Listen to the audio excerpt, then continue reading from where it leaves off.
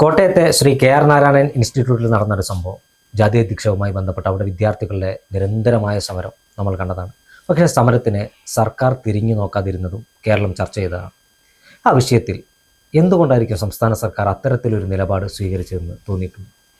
തീർച്ചയായും ഇത്തരത്തിൽ ജാതി അധിക്ഷേപങ്ങളോട് കാലാകാലങ്ങളായി എല്ലാ സർക്കാരുകളും തന്നെ പുലർത്തിയിട്ടുള്ളൊരു നിസ്സംഗ മനോഭാവമാണ് ഈ വിഷയത്തിലും അവിടെ സംസ്ഥാനം ഭരിക്കുന്ന ഇടതുപക്ഷ സർക്കാർ സ്വീകരിച്ചിട്ടുള്ളതെന്നാണ് എൻ്റെ അഭിപ്രായം. അതിൻ്റെ തുടർച്ചയായി തന്നെയാണ് ഈ അടൂർ ഗോപാലകൃഷ്ണൻ ഈ അടുത്തുകൂടെ നടത്തിയിട്ടുള്ള എന്തിനാണ് ദളിതർക്ക് സിനിമ ചെയ്യാൻ വേണ്ടി ഇത്രയധികം കാശ് കൊടുക്കുന്നത്, അത് ഇത്രയധികം പണത്തിൻ്റെ ആവശ്യം അവർക്കുണ്ടോ, അത് ഡിവൈഡ് ചെയ്തുകൊണ്ട് 3-4 ആളുകൾക്ക് കൊടുത്തുകൂടെ, അവരെന്ത് സിനിമയാണ് നിർമ്മിക്കുന്നത്, ഇത്തരം സിനിമകൾ ആരെങ്കിലും പരിശോധിക്കപ്പെടും, ഇത്തരം ആ ജാതി അധിക്ഷേപങ്ങളും കൂടി ഇതിനോട് ചേർത്ത് വേണം വായിക്കാൻ എന്നുള്ളതാണ് യാഥാർത്ഥ്യം. കാരണം ബഹുമാനപ്പെട്ട നമ്മുടെ മുൻ പ്രസിഡന്റ് ശ്രീ കെ ആർ നാരായണൻ്റെ പേരിൽ ഒരു ഇൻസ്റ്റിറ്റ്യൂട്ട് ആരംഭിക്കുകയും അവിടെ ദളിതർക്കായിട്ടുള്ള ഒരു വലിയ രീതിയിലുള്ള ഒരു ഫിലിം സ്കൂൾ അല്ലെങ്കിൽ ഫിലിം മേക്കിംഗ് പഠിക്കാനുള്ളൊരു സാഹചര്യം സൃഷ്ടിക്കപ്പെടുകയും ചെയ്തിട്ടുണ്ട്. അപ്പം ആ കുട്ടികൾ പുറത്തേക്ക് വന്ന് ഒരു ഇൻ്റലക്ച്വൽ ഏരിയ ഫിലിം മേക്കിങ്ങിലേക്ക് കടക്കുകയും അത് നിരന്തരം ജാതിക്കെതിരെയുള്ള ഒരു ആവിഷ്കാരമായി, ഒരു ആർട്ട് ഫോമായി തന്നെ രൂപാന്തരപ്പെടുകയും നിരന്തരം ചോദ്യങ്ങൾ ഉന്നയിക്കപ്പെടുകയും ചോദ്യങ്ങൾ ചോദിക്കുകയും ഭരണകൂടത്തിനോടും അതുപോലെ സിസ്റ്റത്തിനെതിരെയും വലിയ രീതിയിലുള്ള ചോദ്യങ്ങൾ ചോദിക്കുകയും അത് അവരുടെ ആർട്ട് ഫോമിലൂടെ തന്നെ ചോദിക്കുകയും ചെയ്യുന്ന ഒരു സാഹചര്യം നിലവിൽ കേരളത്തിൽ ഉണ്ടായിരുന്നു. അപ്പോൾ ആ ഒരു സാഹചര്യത്തെ തകർത്ത് കളയാനും തച്ചുടച്ച് കളയാനും ഇത്തരത്തിൽ ചോദ്യങ്ങൾ ഫേസ് ചെയ്യുന്നതിൽ നിന്നും ആളുകളെ മാറ്റി നിർത്താനും വേണ്ടിയിട്ടുള്ള ഒരു സംഘടിതമായ ശ്രമം കൂടി അവിടെ നടന്നിട്ടുണ്ട്. അതിൻ്റെ ഭാഗമായിട്ടാണ് ഇത്തരം ജാതി അധിക്ഷേപങ്ങൾ ഡൈല്യൂട്ട് ചെയ്യപ്പെടുകയും അത് ചെയ്യുന്നവർ ഗ്ലോറിഫൈ ചെയ്യപ്പെടുകയും ഉണ്ടാകുന്ന സാഹചര്യം ഉണ്ടാകുന്നത്. ഈ ഞാൻ നേരത്തെ പറഞ്ഞ പേര് പോലെ തന്നെ അതുമായി ബന്ധപ്പെട്ട് കൂടിയാണ് അന്ന് ആ സമരം അവിടെ നടന്നിട്ടുള്ളത് എന്നുകൂടി നമ്മൾ ഓർക്കണം. കാരണം നിരന്തരം അധിക്ഷേപിക്കുകയും നിങ്ങൾ എടുക്കുന്ന സിനിമകൾക്ക് നിലവാരമില്ല എന്നുകൂടി പറഞ്ഞു വെക്കുകയാണ് ഈ ബഹുമാനപ്പെട്ട ചലച്ചിത്ര മേഖലയിൽ പ്രഗത്ഭരെന്നറിയപ്പെടുന്ന ആളുകൾ, അതുപോലെ പ്രഗത്ഭരായിട്ടുള്ള പട്ടികജാതി വിഭാഗത്തിൽ നിന്ന ആളുകളുടെ വർക്കുകൾക്ക് നേരെ കണ്ണടക്കുകയും അത്തരം പ്രതിഭകളെ മുളയിലെ നുള്ളിക്കളയാനുള്ള ഒരു സാഹചര്യം സൃഷ്ടിക്കുകയും കൂടിയാണ് ആ ഇൻസ്റ്റിറ്റ്യൂട്ടിൽ നടന്നിട്ടുള്ളത്. അത്തരത്തിലുള്ള നിലപാടുകൾക്കെതിരെ അതിശക്തമായി പൊതുസമൂഹത്തിൽ നിന്നും ദളിത് സമൂഹത്തിൽ നിന്നും വലിയ രീതിയിലുള്ള സമര പോരാട്ടങ്ങൾ ഉയർന്നു വരേണ്ടതായിട്ടുണ്ട്. ശ്രീ കെ ആർ നാരായണൻ്റെ നാമധേയത്തിലുള്ള സ്ഥാപനത്തെക്കുറിച്ച് പറയുമ്പോൾ തന്നെ കേരളത്തിൽ നിന്ന് ആദ്യമായി ഇന്ത്യയുടെ രാഷ്ട്രപതിയായ ഒരു വ്യക്തി, ഒരു ദളിത് വിഭാഗത്തിൽ നിന്ന് രാഷ്ട്രപതിയായ ഒരു വ്യക്തി, അദ്ദേഹം ആ സ്ഥാനത്ത് നിന്ന് മാറി, അദ്ദേഹം മൺമറഞ്ഞു പോയി. പക്ഷെ അദ്ദേഹത്തിൻ്റെ ഓർമ്മകളെ ഇപ്പോഴും വേണ്ടത്ര ഓർക്കാൻ അദ്ദേഹം പ്രതിദാനം ചെയ്ത രാഷ്ട്രീയ പാർട്ടി പോലും തയ്യാറാകുന്നില്ലെന്ന് പലരും പറഞ്ഞു കേട്ടിട്ടുണ്ട്.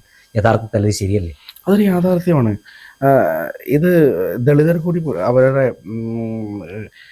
ചരിത്രവും പോരാട്ടങ്ങളും വിസ്മരിക്കുന്നുണ്ടോ എന്നൊരു സംശയം കൂടി ഞാൻ ഈ സാഹചര്യത്തിൽ ഉന്നയിക്കുകയാണ്.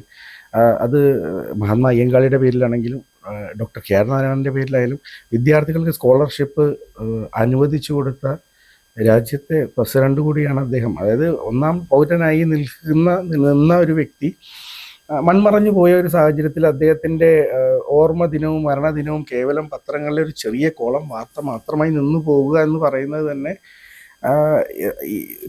ദളിത് പോരാട്ടങ്ങൾ നടത്തുന്നു എന്ന് പറയുന്ന നേതാക്കളും ഞാൻ സ്വയം വിമർശനമായി കൂടിയാണത് പറയുന്നത്. നമ്മൾ ഉൾപ്പെടെയുള്ള ആളുകൾ അത് പരിശോധിക്കേണ്ടതായിട്ടുണ്ട്. കാരണം ആ രീതിയിലാണോ അദ്ദേഹം ഓർമ്മിക്കപ്പെടേണ്ടത് എന്നും ആദ്യ പ്രധാനമന്ത്രി ജവഹർലാൽ നെഹ്റു പോലും വളരെ ഇമ്പോർട്ടൻ്റ് ആയി കാണുക ചെയ്യുന്ന വ്യക്തിത്വം, അതുപോലെ തന്നെ ഇൻ്റലക്ച്വൽ ഏരിയയിലെ സ്പേസിൽ ഇത്രയേറെ സംഭാവനകൾ നൽകിയിട്ടുള്ള ഒരു വ്യക്തിത്വം ഈ രീതിയിലാണോ ഓർമ്മിക്കപ്പെടേണ്ടത് എന്നുള്ളത് അദ്ദേഹം പ്രതിദാനം ചെയ്ത രാഷ്ട്രീയ പ്രസ്ഥാനവും അതുപോലെ ദളിത് സംഘടനകളും ഒരു ആത്മവിമർശനമായി അത് പരിശോധിക്കപ്പെടേണ്ടതുണ്ട്. ഇതിനെ കൂടെ കൂട്ടിച്ചേർത്തുകൊണ്ട് ഒരു കാര്യം പറഞ്ഞാൽ, അദ്ദേഹം കോട്ടയത്ത് വന്നപ്പോൾ ഞാൻ മലയാളിയുടെ മനോഭാവം കൂടി ഇതിനോട് ചേർത്ത് വായിക്കാൻ വേണ്ടി കൂടിയാണ് പറയുന്നത്.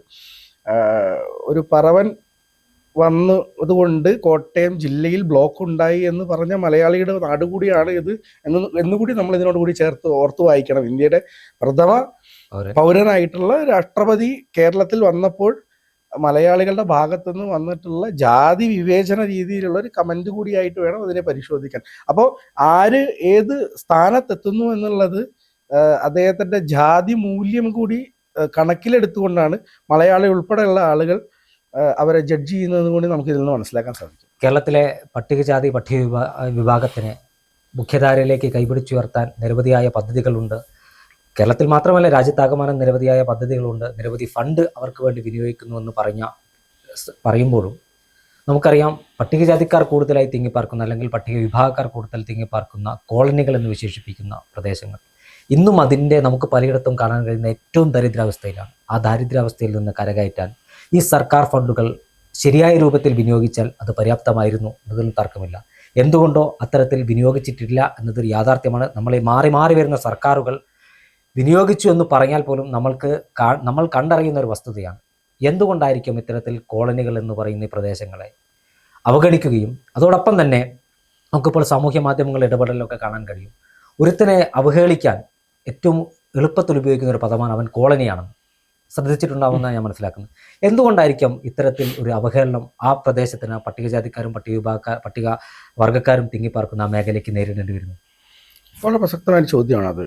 ഈ കോളനി എന്നുള്ള വാക്ക് ഇപ്പം നമ്മുടെ കേരളത്തിൽ ലക്ഷം വീട് കോളനികൾ വിഭാവനം ചെയ്യപ്പെട്ട സമയത്ത് അന്നേ അതിനെതിരെ വലിയ വിമർശനങ്ങൾ നേരിട്ടതാണ്. അപ്പോൾ ഈ 2 സെൻറ്റ് 3 സെൻറ്റ് കോളനികളിൽ ആളുകളെ വളരെ തിങ്ങി പാർപ്പിക്കുകയും ഏകദേശം 25,000-ഓളം അത്തരത്തിലുള്ള കോളനികളുണ്ട് എന്നാണ് ഞാൻ മനസ്സിലാക്കുന്നത് ഇന്നത്തെ സാഹചര്യത്തിലും. അപ്പോൾ സ്വാതന്ത്ര്യം കിട്ടിയതിന് ശേഷം, കേരളം രൂപീകരിക്കപ്പെട്ടതിന് ശേഷവും ഇത്രയും കോളനികൾ തന്നെ ഇവിടെ കേരളത്തിൽ നിലനിൽക്കുന്നു എന്നുള്ളത് പിന്നെ കോളനികളായി തന്നെ നിലനിർത്തണം എന്നുള്ള രാഷ്ട്രീയ ഭരണ നേതൃത്വത്തിൻ്റെ ഒരു തീരുമാനം കൂടിയായിട്ടാണ് ഞാൻ അതിനെ മനസ്സിലാക്കുന്നത്.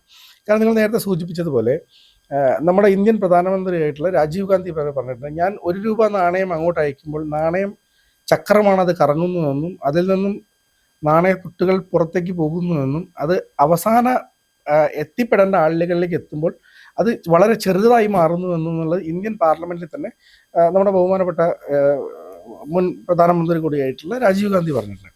അപ്പോൾ അത് തന്നെയാണ് നിങ്ങൾ ആദ്യം ചോദിച്ച ചോദ്യത്തിനുള്ള ഉത്തരം. ഫണ്ടുകൾക്ക് കുറവുണ്ട് എന്ന് ഒരിക്കലും നമുക്ക് നോക്കിയാൽ രേഖകൾ പരിശോധിച്ചാൽ നമുക്ക് മനസ്സിലാവുന്നത് ഫണ്ടുകൾക്കുള്ള കുറവല്ല, അത് വിനിയോഗിക്കപ്പെടുന്ന രീതിയിൽ, അത് ദുർവിനിയോഗിക്കപ്പെടുന്ന രീതികൾ കൂടുന്നതുമാണ് ഇത്തരം കോളനികളായി തന്നെ നിൽക്കുകയും അതിദരിദ്രരായി നിലനിൽക്കുകയും ഇത്തരം പട്ടികവിഭാഗത്തിൽപ്പെട്ട ആളുകൾക്ക് ആ കോളനികളിൽ നിന്നൊരു മോചനം ലഭ്യമാവാത്ത രീതിയിലേക്ക് സാഹചര്യങ്ങളെ മാറ്റിമറിക്കുകയാണ്. ഇപ്പോൾ ഇപ്പം നിങ്ങൾ രണ്ടാമത് ചോദിച്ച ചോദ്യത്തിന് ഉത്തരമായി പറയുകയാണെങ്കിൽ, ഈ കോളനികൾ എന്ന് പറയുന്നത് തന്നെ ആളുകളെ അധിക്ഷേപിക്കാൻ വേണ്ടി ഉപയോഗിക്കുന്ന ഒരു തെറിവാക്കായിട്ട് മാറിയിട്ടുണ്ട്. അപ്പോൾ അതിന് ചേർത്ത് പറയും പുലയാടികൾ എന്ന് പറയുന്ന പോലെ ഈ പുലയന്മാരെ ചേർത്ത് വിളിക്കുന്ന ഒരു തെറിയായി അത് മാറുകയാണ്. അതുപോലെ തന്നെ നിങ്ങൾ എന്താ പറയുക, അവൻ കോളനിയാണ് അല്ലെങ്കിൽ അവൾ കോളനിയാണെന്ന് പറഞ്ഞു കഴിഞ്ഞാൽ നിങ്ങൾക്ക് ജാതി അധിക്ഷേപമാകുകയില്ല, എന്നാൽ നിങ്ങൾ ജാതീയമായി അവരെ കൃത്യമായി അധിക്ഷേപിച്ചു എന്നുള്ള ഒരു കൃത്യമായ ബോധ്യം അവരിലും ഉണ്ടാവും, അത് കേൾക്കുന്നവരിലും ഉണ്ടാവും. അപ്പോൾ കാരണം കോളനികൾ പല വിധത്തിലുണ്ട്. ഇപ്പോൾ വളരെ വെൽ ഫർണിഷ്ഡ് ആയിട്ടുള്ള ഗേറ്റഡ് കോളനീസ് നമ്മുടെ പല സ്ഥലങ്ങളിലുണ്ട്. എന്നാൽ അത്തരം ഇപ്പോൾ വൃന്ദാവൻ കോളനി എന്ന് കേൾക്കുമ്പോൾ ഒരിക്കലും നമ്മളുടെ മനസ്സിലേക്ക് ഒരു കൃത്യമായ ചിത്രം പതിയില്ല. നേരെ മറിച്ചൊരു അംബേദ്കർ കോളനി എന്ന് കേൾക്കുമ്പോൾ ഒരു സിനിമാറ്റിക് റെപ്രസെൻറ്റേഷൻ എല്ലാവരുടെ മനസ്സിലേക്കും പ്രിജുഡിസ്റ്റിക് ആയിട്ട് തന്നെ പോകുന്നുണ്ട്. അതൊരു മുൻവിധി കൂടിയാണ്. കാരണം ഇത്തരം ദളിത് കോളനികളിൽ ജീവിക്കുന്ന ആളുകൾ മദ്യത്തിനും മയക്കുമരുന്നിനും അടിമകളാണ് എന്നും ക്രിമിനലുകളാണ് അത്തരത്തിൽ കോളനികളിൽ നിന്നും പുറത്തേക്ക് വരുന്നതെന്നുള്ള കൃത്യമായ മെസ്സേജ് സമൂഹം തന്നെ സൃഷ്ടിക്കാൻ ശ്രമിച്ചിട്ടുണ്ട്. അതൊരു പരിധിവരെ അത്തരത്തിൽ ആളുകൾ ക്രിമിനൽ വൽക്കരിക്കപ്പെടുന്ന ഒരു സാഹചര്യം പല സ്ഥലങ്ങളിലും അതുണ്ട് എന്നുള്ള യാഥാർത്ഥ്യമാണ്. അതിൻ്റെ പിന്നിലൊരു ചരിത്രം കൂടിയുണ്ട്. ഈ 3 സെൻറ്റ് കോളനികളിൽ 3 സെൻറ്റ് സ്ഥലങ്ങളിൽ നിന്നും ആളുകളെ മാറ്റി ഡീകോളനൈസ് ചെയ്ത് അവർക്ക് കൃത്യമായ ഒരു ഭൂവിതരണം നടത്തി അവരെ 5 സെൻറ്റ് ഭൂമിയിലേക്ക് 10 സെൻറ്റ് ഭൂമിയിലേക്ക് കൃഷിയിടങ്ങളിലേക്ക് മാറ്റി പാർപ്പിച്ചുകൊണ്ട് ഒരു വീടും കൂടി പണിത് കൊടുക്കാനുള്ള ഒരു സ്കീം സംസ്ഥാന സർക്കാരിൻ്റെ അല്ലെങ്കിൽ കേന്ദ്ര സർക്കാരിൻ്റെ നേതൃത്വത്തിൽ കൊണ്ടുവന്നാൽ തന്നെ ഡീകോളനൈസേഷൻ ഓഫ് ദളിത് കോളനീസ് എന്ന് പറയുന്നത് വലിയൊരു മുദ്രാവാക്യമാണ്. ഞാൻ ഉൾപ്പെടെ സ്വപ്നം കാണുന്നൊരു മുദ്രാവാക്യമാണ്. കാരണം ഡീകോളനൈസേഷൻ ഓഫ് ദളിത് കോളനീസിൽ നിന്ന് മാത്രമേ ആ കോളനികളിൽ നിന്നും ആളുകളെ അടർത്തി മാറ്റിക്കൊണ്ട് കൃത്യമായ ഒരു വ്യവസ്ഥാപിതമായൊരു സംവിധാനത്തിലേക്ക് കൊണ്ടെത്തിക്കുകയും ഭൂമിയുടെ കൃത്യമായ വിതരണം നടപ്പിലാക്കുന്നുവെന്ന് സർക്കാർ ഉറപ്പുവരുത്തുകയും വേണം. ഭൂപരിഷ്കരണം നടന്നൊരു നാട്ടിലാണ് 85% വരുന്ന ഭൂരഹിതർ ദളിതരും ആദിവാസികളുമായി മാത്രം മാറുന്ന ഒരു സാഹചര്യം സൃഷ്ടിക്കപ്പെടുകയും ഈ എല്ലാ സ്കീമുകളും വെൽഫെയർ സ്കീമുകളും ഉണ്ടായിട്ടും അത് കൃത്യമായി ദളിതരിലേക്കോ പട്ടികജാതി പട്ടികവർഗ വിഭാഗങ്ങളിലേക്ക് എത്താതിരിക്കുകയും ചെയ്യുകയും കോളനികളെ കോളനികളായി തന്നെ നിലനിർത്തുകയും ദരിദ്രരെ അതിദരിദ്രരായി മാറ്റുകയും ചെയ്യുന്ന സിസ്റ്റത്തിനാണ് മാറ്റം വരേണ്ടത്.